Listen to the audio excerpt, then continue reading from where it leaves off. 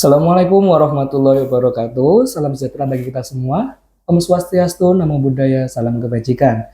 Pada kesempatan kali ini, kita akan berbincang-bincang dengan Puskesmas Karangmen 1 terkait dengan pelayanan publik, di mana sudah ada di sebelah saya Ibu Dokter Maria Ulfa Ibu Dokter Maria Ulfa. Ibu Dokter Maria Ulfa di sini selaku apa, Ibu? sebagai Kepala Puskesmas Karangmen 1 ini. Kepala Puskesmas Karangmen 1. Baik. Ibu, sebelumnya ini saya akan menanyakan sedikit dengan pelayanan publik di Puskesmas Karangmen 1. Untuk kali ini kita ngobrol santuy saja ya, Bu. Ya. Jangan terlalu formal. Betul, ya. Ya. Baik, Ibu, untuk di Puskesmas ini sendiri, apakah ada regulasi tentang standar pelayanan minimal atau SPM, Ibu, yang ditegakkan di Puskesmas Karangmen 1 ini? Baik ya, jadi ini tentang SPM ya. Kita mungkin mengawali dari Undang-Undang Nomor 23 tahun 2014. Di situ mencantumkan tentang bagaimana bentuk kepedulian pemerintah terhadap hak-hak dasar pelayanan kesehatan bagi setiap warga negara. Kemudian turunlah KMK ya. Jadi KMK itu keputusan Kementerian Kesehatan ya. Nomor 43 tahun 2019 pada waktu itu awal mulanya SPM kemudian di istilahnya dicanangkan ya pada waktu itu untuk diselenggarakan pada setiap pelayanan kesehatan termasuk puskesmas di dalamnya. Kemudian juga diatur juga tentang bagaimana teknis pemenuhan SPM itu di Permenkes nomor Peraturan Menteri Kesehatan nomor 7 tahun 2024 yang merupakan revisi dari Peraturan Menteri sebelumnya. Jadi sudah diatur ada regulasinya. Kemudian kita tahu bahwa standar pelayanan minimal yang kemudian disebut dengan SPM itu merupakan jenis-jenis ya atau standar mutu yang kemudian itu menjadi satu pemenuhan kebutuhan masyarakat yang merupakan hak masyarakat yang harus dipenuhi oleh pemerintah daerah. Maka konsepnya yang dulunya SPM itu yang ada 12 pelayanan di dalam SPM itu merupakan kinerja Kementerian Kesehatan, kemudian berubah menjadi kinerja pemerintahan daerah. Tentu itu dengan segala konsekuensi di dalamnya, sehingga SPM ini harus tercapai 100% karena itu menyangkut dengan kinerja pemerintahan daerah. Maka di dalam penyelenggaraan pelayanan kesehatan ini SPM menjadi salah satu acuan bagi pemerintah daerah dalam menyelenggarakan pelayanan kesehatan bagi masyarakat yang mungkin hak-hak itu harus dipenuhi secara minimal. Makanya disebut dengan standar pelayanan minimal seperti itu.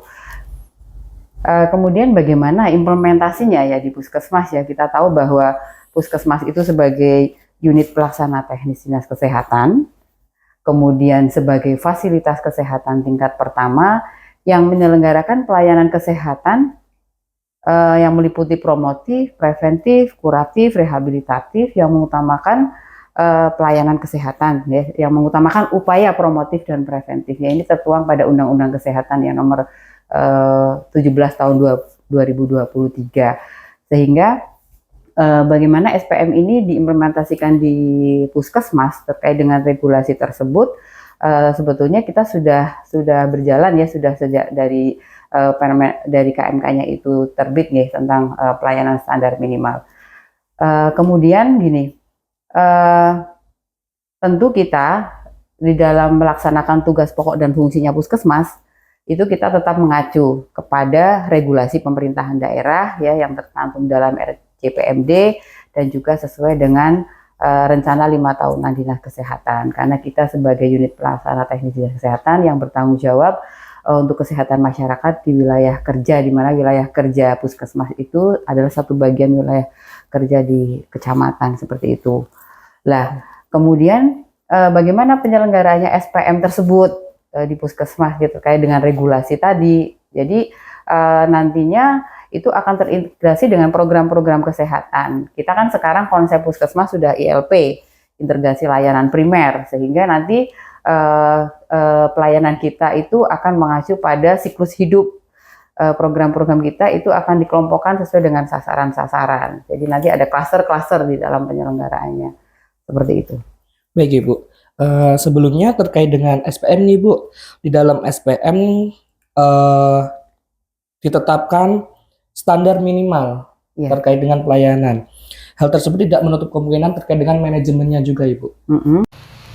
Assalamualaikum warahmatullahi wabarakatuh. Perkenalkan, nama saya Alvaro Heri Putra dengan NPM 23103741011 Izin bertanya, mengapa Puskesmas harus menerapkan sistem informasi manajemen Puskesmas atau yang biasa dikenal dengan SIMPUS ke dalam bidang pelayanan masyarakat? Terima kasih. Begini ya, jadi SIMPUS itu juga sudah ada regulasinya. Jadi Permenkes nomor 31 itu tahun 2019 yang mengatur penyelenggaraan sistem informasi puskesmas ya, sudah diatur di dalamnya, termasuk pelaporan, kemudian termasuk laporan lintas sektor, kemudian laporan jejaring puskesmas, termasuk tentang survei lapangan dan seterusnya, ya, diatur di dalamnya. Bagi kami SIMPUS itu seperti rohnya puskesmas. Tanpa SIMPUS kita tidak bisa mengambil keputusan, tanpa SIMPUS informasi kita tidak bisa mengambil satu tindak lanjut satu kegiatan yang berbasis pada kejadian-kejadian atau evidence based misalnya ya. Jadi SIMPUS ini bagian dari rohnya puskesmas di dalam kita menyelenggarakan pelayanan kesehatan. Jadi kita di puskesmas itu ada dua kegiatan. Kegiatan manajemen dan kegiatan pelayanan seperti itu. Sehingga nantinya dengan sistem informasi ini, dengan ketersediaan data, dengan SIMPUS kan otomatis berarti menjamin adanya ketersediaan data yang valid, yang akurat, yang berkualitas. Kemudian data tersebut itu juga dengan data tersebut bisa menjadi suatu informasi dalam pengambilan keputusan yang tentunya nanti dibutuhkan pada proses manajemen di puskesmas seperti itu. Jadi SIMPUS itu harus ada karena itu bagian yang sangat penting ya, kalau kita anggap ya itu rohnya dalam kita memberikan pelayanan seperti itu. Baik Ibu, untuk selanjutnya ini ada pertanyaan dari teman kita yaitu Mas Krisna. Saya Krisna Jiwahi Permana dengan NPM 231034101135. Yang ingin saya tanyakan adalah bagaimana cara puskesmas memastikan bahwa pelayanan yang diberikan sesuai dengan standar kesehatan yang berlaku saat ini? Ya, jadi di dalam puskesmas kita pasti kita berharap bahwa pelayanan yang kita berikan sesuai standar tadi terpenuhi ya, karena merupakan juga satu indikator bagaimana keberhasilan pelayanan kita harus tercapai 100%. Tentu kita dengan melakukan monitoring dan evaluasi, kita ada kegiatan-kegiatan yang terkait dengan monitoring dan evaluasi itu pada saat Lokakarya Mini ya, seperti itu. Nanti kita akan bahas tentang bagaimana apakah kendala, kemudian permasalahan-permasalahan yang ada untuk memastikan bahwa pelayanan tersebut diberikan sesuai dengan standar. Dimulai dari monitoring dan evaluasi yang kita melakukan pendekatan secara kualitatif dan kuantitatif. Dari situ kan kita bisa melakukan monitoring terhadap data sasaran dulu ya, seperti itu misalnya. Kemudian data sarana prasarana, apakah sarana yang kita pakai sesuai dengan standar seperti itu. Apakah ada alat-alat yang rusak. Ketika ada alat-alat yang rusak kok itu tetap dipakai, berarti pelayanan disebutkan tidak sesuai dengan standar. Kemudian nanti bagaimana sumber daya manusianya, berkompeten atau tidak untuk melakukan pelayanan tersebut gitu kan. Kemudian termasuk bahan-bahan pendukung lainnya, bahan habis pakainya, obat-obatan dan seterusnya di dalam memberikan pelayanan tertentu seperti itu. Jadi ada kegiatan monitoring, kemudian evaluasi yang kemudian itu nanti akan dibahas pada tingkat audit internal di Puskesmas. Ya, mungkin itu ya. Baik Ibu. Sebelumnya Ibu terkait dengan pendekatan dan monitoringnya itu, di sini ada pertanyaan lagi dari teman kita, yaitu Mas Ahmad ini. Assalamualaikum warahmatullahi wabarakatuh. Nama saya Ahmad Nur Hidayatullah, NPM 231037410111360. Izin bertanya terkait dengan pelayanan publik di Puskesmas. Yang ingin saya tanyakan adalah apa saja indikator keberhasilan pelayanan publik di Puskesmas? Demikian, wassalamualaikum warahmatullahi wabarakatuh. Baik. Indikator kita dalam proses kegiatan baik itu manajemen maupun pelayanan tentu ditetapkan seluruh indikator pada setiap kegiatannya, karena dengan itu kita bisa memantau apakah pelayanan yang sudah kita berikan itu bermutu, sesuai dengan standar atau tidak, baik itu proses manajemen maupun pelayanannya.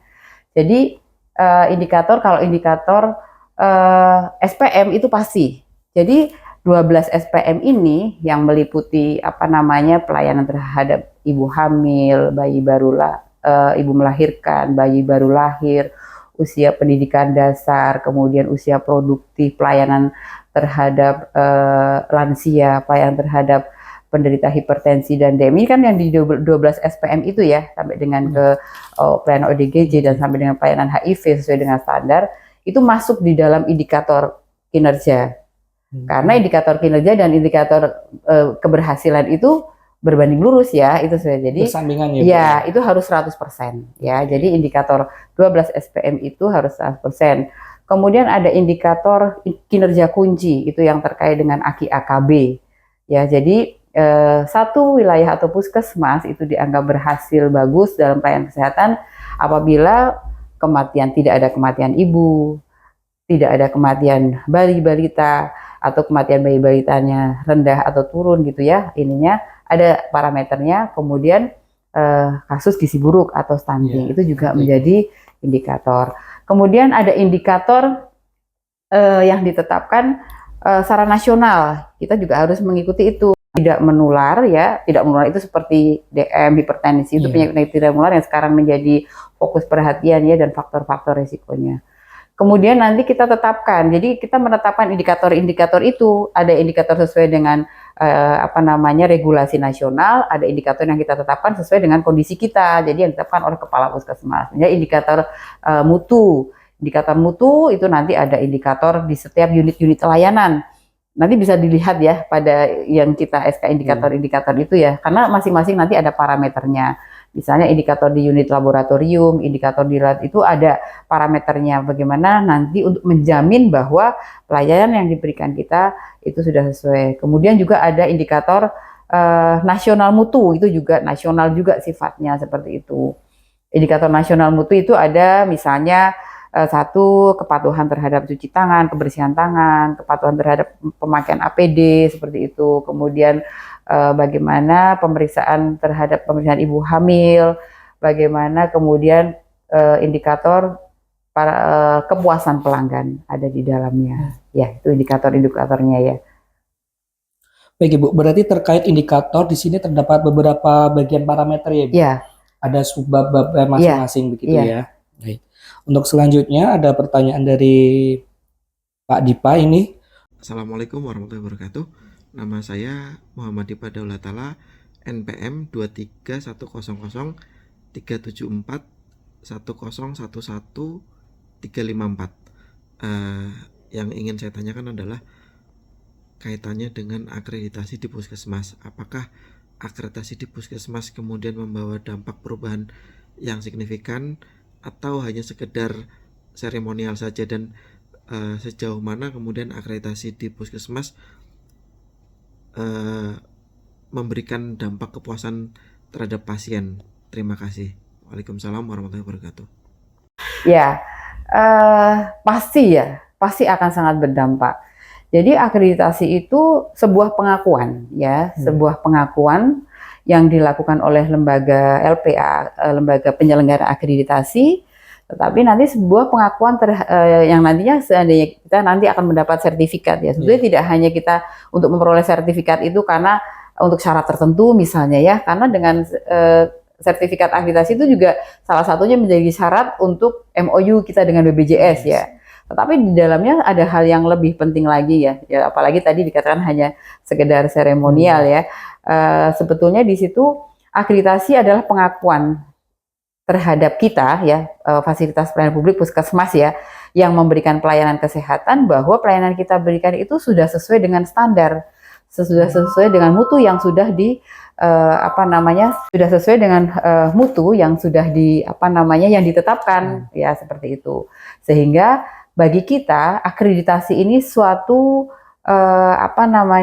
proses evaluasi yang komprehensif dan berkelanjutan untuk terus melakukan perbaikan-perbaikan seperti itu. Jadi kalau seremonial kemudian sebagainya itu sebetulnya hanya bagian sisi lain untuk kita bersemangat seperti itu ya, untuk menyemangati proses akreditasi tersebut. Gitu.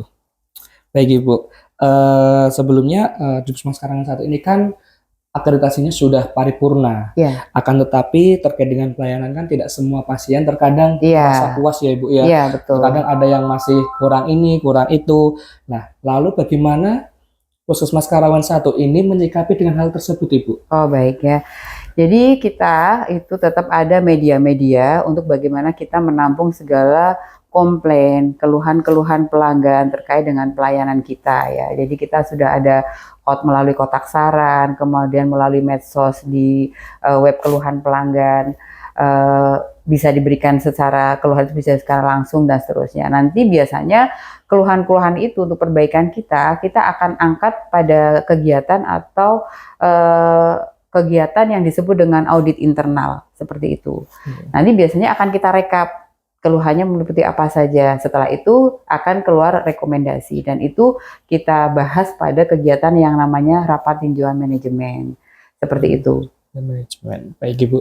Terkait dengan hal tersebut Ibu, apakah ada inovasi terbaru yang akan dilakukan Puskesmas Karangan 1 ini untuk meningkatkan pelayanan publik Ibu? Ya. Terkait dengan inovasi-inovasinya. Ya, jadi gini, fokus kita terutama di Kabupaten Demak ini masih pada angka kematian ibu dan angka kematian bayi seperti itu, karena itu menjadi harga diri puskesmas, harga diri kepala daerah juga kalau kasus kematian ibunya tinggi, kasus kematian bayi tinggi juga gitu ya.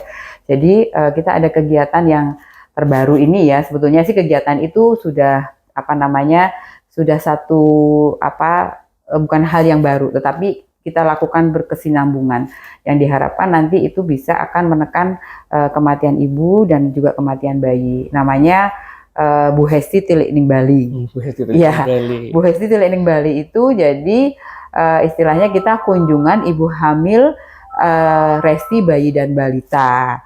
Kegiatannya adalah kita melakukan kunjungan-kunjungan kepada sasaran-sasaran ibu hamil, di mana dilakukan secara terpadu. Ada Bu Dokter, ada Bu Bidan, ada petugas gizi, ya seperti itu. Kemudian juga ada petugas surveillance seperti itu bersama-sama. Jadi setiap hari Sabtu dan Jumat sudah ada penjadwalan khusus, namanya Bu Hesti Tilik Bali. Jadi itu salah satu bentuk bagaimana kita untuk mendekatkan akses pelayanan kepada kelompok masyarakat yang beresiko. Kelompok masyarakat yang berisiko itu ya ibu hamil, bayi, balita seperti itu. Cukup menarik ya Ibu terkait dengan inovasi di sini Bu Hesti Tilik Bali ini. Ya. Ini hanya ada di Puskesmas Karangan 1 atau di semua puskesmas Ibu? Ya di Karangan 1. Ya. Masing-masing puskesmas juga ada inovasi sesuai dengan permasalahan ya atau kondisi-kondisi atau masalah-masalah yang harus diselesaikan seperti itu. Baik Ibu. Terima kasih sebelumnya untuk waktunya dan kesempatannya Ibu, karena sudah meluangkan waktu untuk berbincang-bincang, untuk berdiskusi dengan kita semua. Ada tambahan Ibu barangkali closing statement terkait dengan pelayanan publik atau himbauan kesehatan untuk teman-teman kita nanti yang melihat? Ya, jadi memang bagi seluruh masyarakat ya bahwa kesehatan itu menjadi investasi yang sangat berharga. Sehingga sekarang puskesmas itu dengan fokus pada siklus hidup ya, jadi untuk menyelenggarakan pelayanan pada seluruh siklus hidup, kita bisa bersama-sama ya, saya berharap bahwa kehadiran Puskesmas Karanggawen 1 di tengah-tengah masyarakat itu menjadi sesuatu yang bisa bermanfaat bagaimana kita bisa menyehatkan seluruh masyarakat Indonesia. Seperti itu. Baik. Terima kasih Bu Ulfa atas kesempatannya. Cukup kita akhiri pada kesempatan kali ini. Baik. Untuk teman-teman, jangan lupa jaga kesehatan dikarenakan musim tidak menentu ya Bu ya. Ya, betul. Baik, sebelumnya saya tutup. Wassalamualaikum warahmatullahi wabarakatuh. Waalaikumsalam warahmatullahi wabarakatuh.